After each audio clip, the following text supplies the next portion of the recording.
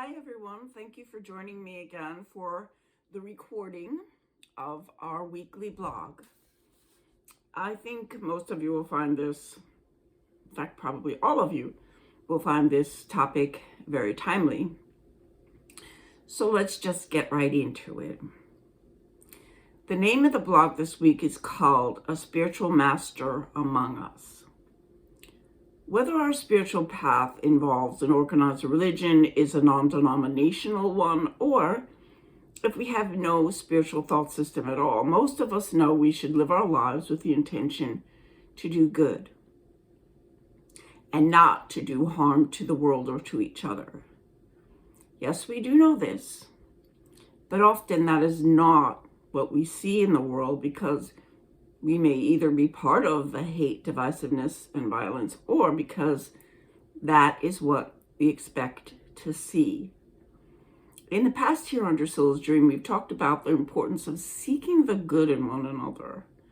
When we do, we will see the divinity and infinite light in each other as well. Doing so will guide us on a path directed by God, our teams of light, and our souls. It also helps us to create a life and a world filled with kind, caring, honest, and trustworthy people, because that's what we expect to see, and we will tolerate nothing less. However, we can't bury our heads in the sand and pretend that the world is not filled with atrocities so outrageous that even some of the most evil among us could not have imagined them. Many humans have gone down a very dark path, and we, as light workers, are up against a difficult adversary. That adversary is fear. Fear can cause us to behave in ways that are in direct opposition to the loving guidance of our souls. Some people turn to hate, mistrust, judgment, lust for power, violence, and may even lack a functioning conscience that prevents them from seeing the evil in their behavior. When we as light workers, praying for a new and loving world, witness the horror that shatters our hearts and causes disillusionment and despair, we can lose hope. Without hope, we become shackled by the very thing we want to disappear. Fear, and all the destruction that it causes. We forget the powers we all have to change the world, which is, of course, transcendent love and all of the healing that it can manifest. Humans learn best through contrast, as we know. If we want to learn compassion, we may experience people in our lives judging us, criticizing us, and offering us little or no compassion. If we want to learn forgiveness, we may experience not being forgiven for our mistakes.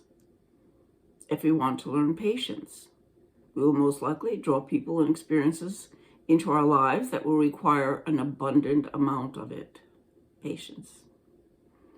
We also know that the more difficult and painful our challenges are, the more opportunities they bring in order to help us self-correct, change course, and do better.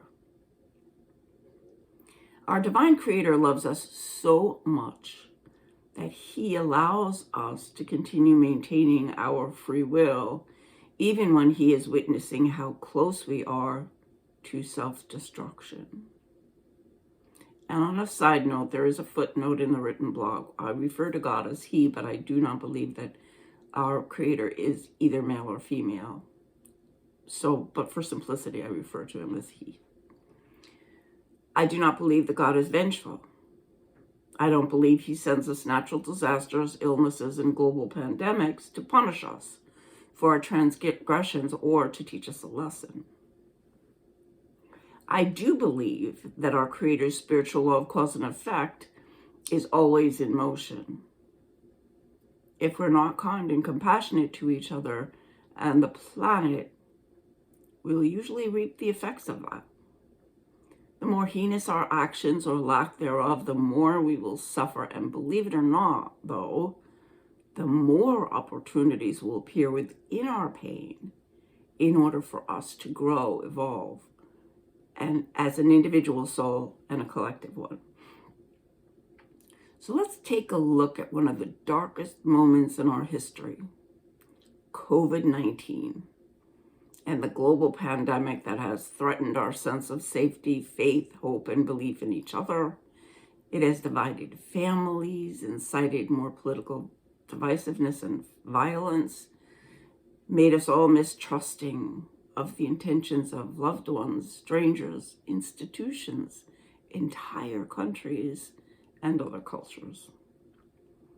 We want to find someone to blame for our suffering, which causes us, again, to behave in ways that are against everything we know to be true about our eternal nature, our infinite and loving souls. We curse the invisible threat to our lives and pray it would just leave us alone and allow us to heal. We're all feeling like we're just at the end of our rope, dangling mercilessly, but holding on so we don't fall completely into a dark and frightening void. We've tried everything, but the fear has kept us imprisoned in a jail of our own making.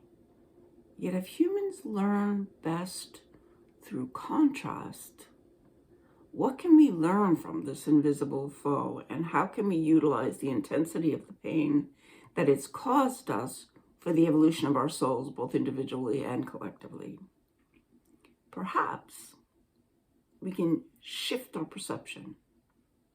Instead of seeing the virus as an enemy, we can perceive it as being a great master teacher who can help us as a human race to self-correct. We can remember that we are one being, connected, all of us, by an energy that is omnipotent, merciful, forgiving, kind. And then we can start anew. We can seek to care for each other, cease looking for someone to blame, but instead do all we can to try to keep each other safe. We can choose love and qualities that are born of love, like compassion, acceptance, forgiveness, tolerance, non-judgment, unity, equality, and peace. We can choose love over its opposite, fear, and all of its dark attributes like judgment, intolerance, condemnation, anger, jealousy, self-righteousness, divisiveness, discrimination, superiority, and war. I'm sure some of you are thinking, all of this sounds like wishful thinking and the faith of fools. I disagree. I have seen anger diminish in the eyes of compassion, hatred dissolve through an act of kindness, and hopelessness transformed into renewed hope through a miracle of generosity. Just think of the song Over the Rainbow, written and the lyrics written and the music composed by two Jewish men, Yip Harburg and Harold Allen, during one of the darkest periods in our world's history. It was around the time of the Holocaust. Remember the words, somewhere over the rainbow, way up high. There's a land that I heard of once in a lullaby. Somewhere over the rainbow, skies are blue, and the dreams that you dare to dream really do come true. Our dreams of a better, safer, and healthier world can come true. It takes each of us making a commitment to stay mindful and recognize when we are faltering and in danger of falling from the seat of our souls. It takes all of us to ask for assistance from God and our teams of light. We can ask, what can I do? What can I do to make a difference? In my small corner of the world, How can I help be the voice of love that people can hear?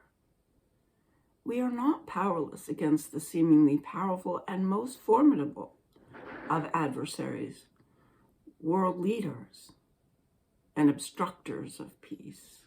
Why? It is because within each of them, we exist, and our voices can be heard. Within each of them, our Creator's truth exists, and they can recognize it. And within each of them rests their soulful potential to see the path they have taken, the harm that it is doing, and then to self-correct and remember the love that is who they are and have always been. Let us stop being so afraid of COVID and resist falling headfirst into all the fear it tends to evoke. Perhaps let us see it as a master teacher that has come not from our Creator, but as a result of our inability to take responsibility for a world nearing the brink of self-destruction. Let us trust that within our exhaustion and frustration over having our lives upended by a pandemic and our unimaginable grief over the loss of so many innocent lives, there's a spark of light, a vision of renewed hope, and a hidden treasure for our souls. Let us pick up our sword of faith and look for the gifts hidden beneath all the pain it has caused us. Let us allow it to be a catalyst that catapults us, all of us, onto an intensive mission committed to emboldening our efforts to change the world through the sheer power of love that unites us all. According to the latest scientific data, the new COVID variant seems to be much less deadly and does not cause severe illness. Perhaps we as light workers of the world are creating an ethereal but powerful vaccine composed entirely of God's love.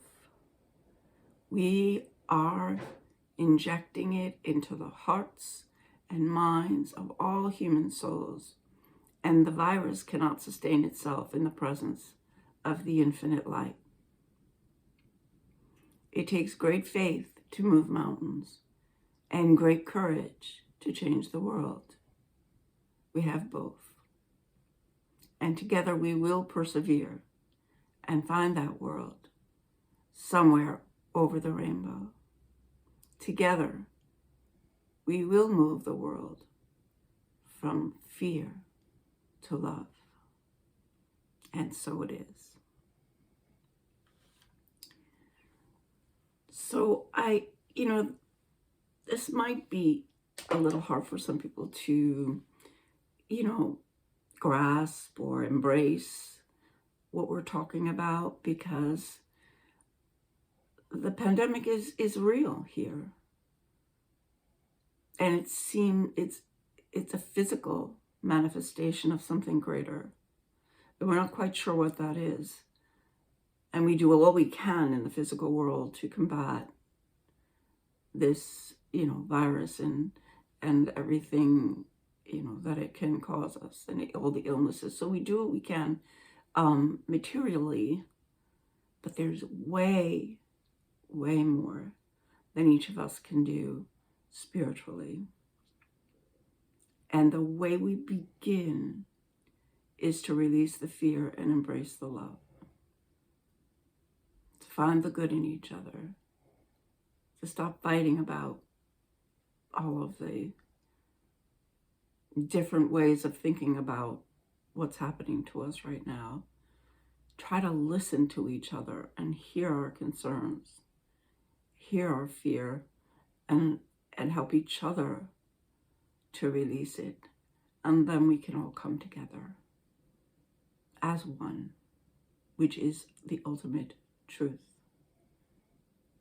Doesn't matter where we live, either America or Africa or Europe, Asia. It doesn't matter where we are or what culture we are part of or what religion we have. We are all connected to each other by one energy, one matrix of light. And that is our power in the world. So I would love to hear your responses to this, even if it's in opposition to what I've been talking about. That's what we're here for, to talk to each other, to give each other different perspectives to think about. Not to fight over them, but just to say, here's what I think. Here's what my inner voice says to me, and I'd like to share that. So you can always find my contact information in the website, drusillasdream.com, and you can send me a text message or an email, and I will respond immediately, and perhaps even share your comments on Facebook and Instagram, or perhaps share it next week when we do this again. So again, I'm going to say goodbye now, and I want to thank you once again for sharing your time with me. That is so valuable. It means the world to me. So I hope everyone has a wonderful day. Stay safe, stay healthy, and stay being in love. Namaste.